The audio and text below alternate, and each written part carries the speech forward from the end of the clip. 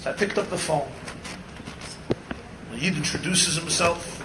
His name is Rabbi YY Shapiro. Rabbi YY Shapiro is a Yid from Antwerp, from Antwerpen, from Belgium. He lives in Belgium. He told me that he wants to share with me a story. And this is not a story of Klei Chamishi, Klei Revi, Klei Shlishi, Klei Sheni. This is a story of Klei Rishon. It's a story that happened with him himself, and he told it to me tonight.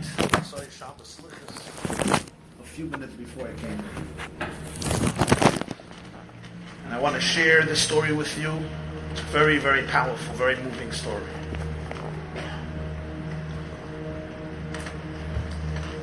His mother, Rachel, came from a Satmar family. Satmar Chassidim, already back in Europe before the war. His father, Reb Naftali Herz, Zechrona Levracha, was a Talmud Muvik of the Damasek Eliezer, from Vishnitz. His mother was from Satmar, his father was from Vishnitz. He, all his life, davens in bells. So we have bells, Vishnitz, Satmar, Kolomik Yechad. And I'm telling the story. I'm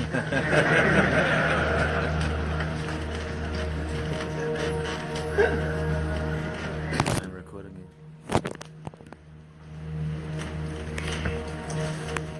The Feivel tells me tonight. It was 1 year Purim. And he came to America. He's a businessman, a well-known, affluent businessman, a well-connected person in Belgium. He's an askin, he's an activist, he's a businessman, he's a successful person. Came here once to America, he was here Purim. This was in the 1970s, early 70s. And he decided to go see what's happening. He wanted to check out the Lubavitcher Rebbe. He went to Brooklyn, to the Kronite section of Brooklyn. The Lubavitcher Rebbe would hold a Purim Fabrengen, a Purim gathering for many hours, every Purim night, inside Purim. He told me I was there. It was very, very long, he said. The Rebbe Geret, and Fabrach, and it went on till late, the middle of the night, 2 in the morning, or 3 in the morning, 3:30 in the morning. It was very late. So the Rebbe finished, and he walked out from the big shul to go upstairs to his room, private office, and then probably go home. He says, by us the minig is, we get shulam tzadeben. You go and you give a shulam aleichem to the Lubavitcher Rebbe, to a Rebbe. So that's what I decided I want to do. I just want to go greet him, give him my hand. So as he was walking back to his room, I stood there on the path, 2 or 3 in the morning. He says, didn't remember the hour, but it was very late. And I stretched out my hand to give him Shalom Aleichem. He said there were 2 Gaboyim around. Didn't know their names, but 2 Gaboyim there. They looked at me. They said, come on, nicht jetzt ist die Zeit. Nicht jetzt ist die Zeit zu geben Shalom zum Rebbe. Now is not the time to give your hand and start greeting the Rebbe. I was sitting a whole night. So I was new. He says, ich bin gewinn schockiert. I was taken aback, I was shocked. And I pulled back my hands.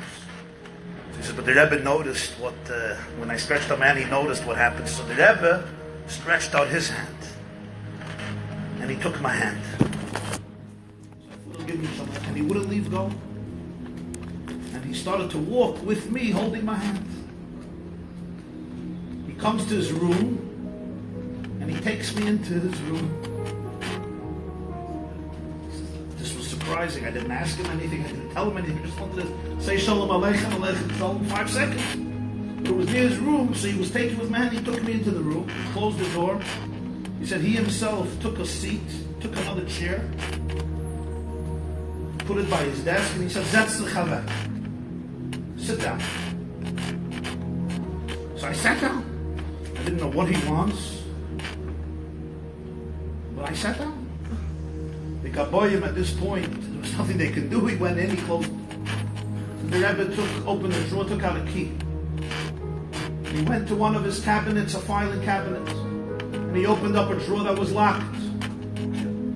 He took out a piece of paper.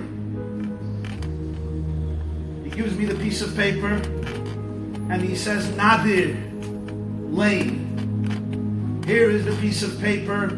Read. So the Bible tells me, he says, I start reading a letter that a lady wrote to the Lubavitcher Rebbe in the early 1960s. She writes to him. She comes from a family of Satmar Chassidim. Her husband, Vishnitz. She was diagnosed with breast cancer. She's 36 years old. She has 12 children. The oldest one is 14. The youngest one is 1 year old. 12 children, 14 to 1. And the doctors are not optimistic about her chances to live. The cancer has spread. They say she doesn't have much time. She herself is ready to give up.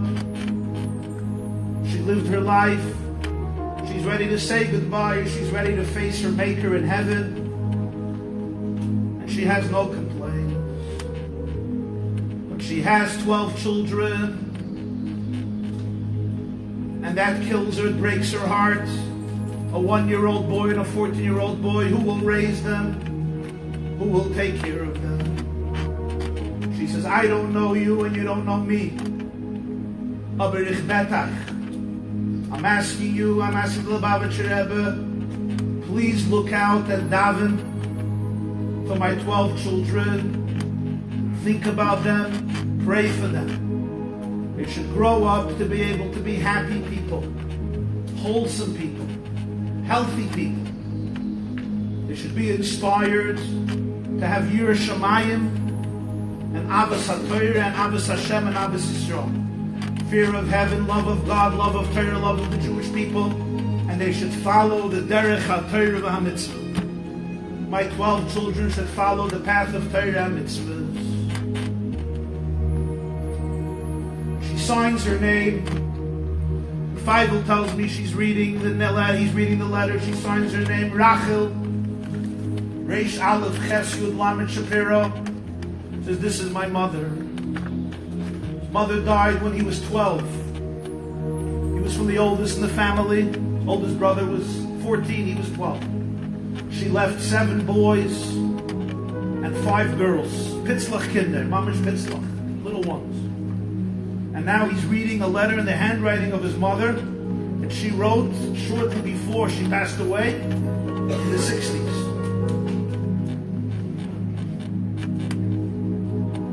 Tells me, so I'm sitting in the chair and I start crying. I start trembling.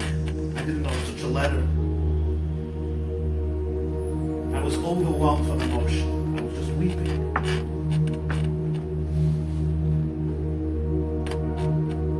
I finished reading. I look at the Lubavitcher Rebbe and I say, Ich will beten in Bakosha. I have one thing to ask you. Mom is gestorben so young. My mother died so young. I don't have much of her. Ich will nehmen den Brief mit mir. I want to take this letter with me. I want to have it. A letter that my mother wrote to you about her family, her children, her concerns. I want to have this letter. Lubavitcher Rebbe said, nay. No, I can't give you the letter. And I was startled. I knew that he's a Jew who receives tens of thousands of letters. Did he really need to hold on to this letter of another tragedy? Here's an orphan, didn't have a mother so many years. I'm just asking for her letter. I couldn't understand why he would care to part from this letter and just give it to his son when he showed me the letter. And he looked at me and he said, Yet they are Geh ich nicht darauf in Schul für kol nidrei. Eider ich lein de Mama's brief. He said, it's language in Yiddish was ich kenne ich darauf gehen zu Kol Nidrei. Farda muss ich lein the Mama's brief. Every year Yom Kippur, I can't go down to shul to daven Kol Nidrei Yom Kippur at night before I don't read your mother's letter. This letter has to stay here. Rabbi Feigl tells me the night after Purim, I stood up, trembling, I walked out of the room. Then he tells me, ich kann sich nicht Meuchel sein, he is Rabbi YY. Ich kann sich nicht Meuchel sein, Adayoim. I can't forgive myself till today. Why I didn't say Lubavitcher Rebbe? How in the world did you know who I am and that this was my mother? I came over to you after Purim, I gave you a hand. I can't forgive myself. Why didn't I ask him? How do you know it's me? Why did you take me into a room? How do you know to put the two together? I didn't even say my name. How did you know this? So I say, why didn't you ask him? Why didn't you ask him? He said, I was so overwhelmed from emotion. When he told this to me about Kol Nidrei, first seeing the letter, then when he told me, I was speechless. Well, then when I went down, I said, oh yeah, I should have asked him. So I said to Feigl, how did he know? How did he know? And why did your mother write him a letter? I can't tell you how he know what I say. He says, I guess. And gesehen Sachen, was andere sehen nicht. Saw things maybe that other people don't see. He looked at me, he saw. Then he said, what happened was as follows. He says, my father was a starker student of the Damascus Eliezer. But when he came to Antwerp, there was wanted a Chassidish minion, there was bells, he went to bells. He used to come to America a lot. He was a successful businessman, involved in Macy's and other things. And he used to go visit the Heilige Divrei Yoel, the Satmar of Schissa Yogan Alayni. He said, I enjoy speaking to him. Satmar Rav said, as a Klige Yid, it's a smart joint. He told me he would spend hours. A few times he went to him, he spent a few hours with the Satmar Rav. He says, I heard from my father. This is what he told me tonight. I heard from my father that once he was sitting by the Satmar Rav, by the Divrei Yoel. They started to speak about Lubavitch. The Satmar Rav, he said, told my father these words. Aher, ahin. Here or there. You could look at it here or there. Let me tell you the truth. Whenever a Jew comes to me,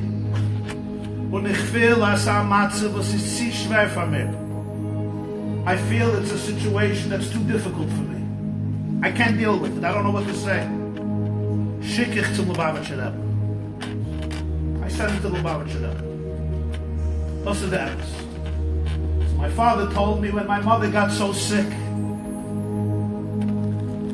it was by the Satmar. Satmar told this to him. So he says he went to my mother. He said an interesting thing I heard from the Satmar that when he doesn't know how to deal with the situation, he says to the Rebbe. So my mother, without telling him, wrote this whole letter to the Rebbe because based on what she heard from my father. But nobody knew about it. The Rebbe showed it to me many, many years after her passing. So I said, tell me about the family. He said, you should know that the 12 kids grew up. Spectacular people. Normal, fine people. Every person got married, built beautiful families. Started telling me where everybody is, their family, their children. At this point, the Chassidus helped me come. And then I thought to myself, this is just a personal memory, and I'm not saying it's connected, I'll just tell you an experience. I grew up in the Crown Heights section of Brooklyn.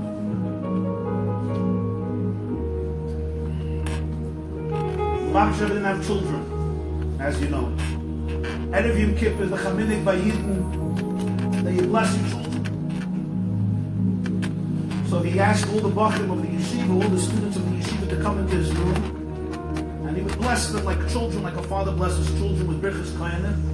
And after Birchas Kohanim, he would add words. It was very, very emotional. I was there quite a few years as a yeshiva Bachim. I could tell you, it was one of the most emotional experiences of my life. The Rebbe would cry, the boys would cry. He would say the whole Birchas Kohen and Mivarechecha Adonai V'Yishmerecha Yored. It was very Yored Ne'panav Elecha V'Chunecha. Yisad Ne'panav Elecha V'Yosmachosam. It was very, very emotional.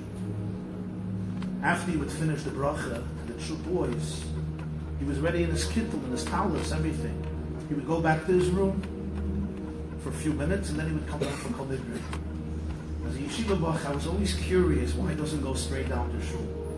What he does between the bracha to the students, to the talmidim, I still don't know the answer. But when Feifel told me the story, I had a flashback of me asking myself, why the Rebbe doesn't go straight? He's already coming out to the boys. Why does he go straight down to shul? But he told them, I don't go down to shul before Kol Nidre, before I read this letter. I thought to myself when I heard this tonight, that there's such a powerful story for each and every one of us. Why? Because every one of us in our own way has to be today a little Manik Yisrael, a little leader of the Jewish people. This was a Satmar family, a Belzer family, a Vishnitzer family. No connection to Chabad whatsoever.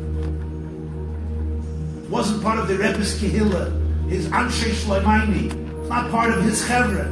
He didn't know them, they didn't know him, at least on the surface. And yet before Kol Nidre, the holiest moment of the year, the Rebbe felt he couldn't go down to shul before he took out every single year a letter of a mother, asking him to daven for her 12 children. They should be able to have a happy and beautiful and successful and meaningful and inspiring and Yiddish and Torah and godly year. And I realized that Balatanya writes, how do you know what a leader is? How do you know what a manig is? Look at the body. How do you know which part is the brain? How do you know that it's a brain? How do you know it's a healthy brain? The definition of a brain is that it feels every part of the body. If a brain says, this nail, I don't care about nails. This nail, who is he? A toenail? You want me to... You're not a brain. If you're a brain, you feel the kidneys, you feel the heart, you feel the lungs, you feel the pancreas, you feel the liver, but you also feel a toenail. You also feel a strand of hair. You feel every bone, every limb, every organ, every tissue, every sinew, every cell. That's what a brain is. How do you know the brain of Klal Yisrael? How do you know who is a brain, who is a Rosh Alpha Yisrael, who are the brains of the Jewish people? Somebody who says, this is not my department, this is not my domain, sorry, I'm busy. You're a good guy. But you can't be a Moyach, you can't be a Rosh Yisrael. A brain feels every single chelik of the guf, and all Knesset Yisrael is one guf. And I say to you today, my Tayyid Yidden, what do you learn from this? Today, every person has to be a little Manik Yisrael, I promise you. Around you, around me, there are those families, those 12 children that need that extra love, extra stamina, extra tefillah, extra embrace, extra prayer. Don't just think about yourself. Don't just think about myself or about your own chevra, your own clique. That's beautiful. But I bless you all that we should all be able to see a letter of a mother, to see a letter of a child written in ink or written in blood, written in ink or written in tears, written in ink or written in silence. And to be able to know that I can't go down for Kol Nidre if I don't care